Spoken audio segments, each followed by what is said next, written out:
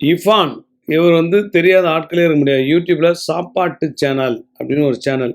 யூடியூப்பில் இவர் ஒரு வீடியோ போடுறதுக்கு 50,000லேருந்து ரூ. 1,00,000 வரையும் யூடியூப் மூலம் வருமானம் கிடைக்கிறதா. கிட்டத்தட்ட 3 கோடி ரூபாய் இவருடைய சொத்து மதிப்பு அப்படின்னு சொல்லப்படுகிறது. சென்னையில் சொகுசு பங்களா, சொகுசு காரு, அது மட்டும் இல்லாமல் இவ்வளோ சின்ன வயசில் இவ்வளோ சம்பாதித்தது மிகப்பெரிய ஒரு விஷயம் அப்படின்னு பேசப்படுகிறது.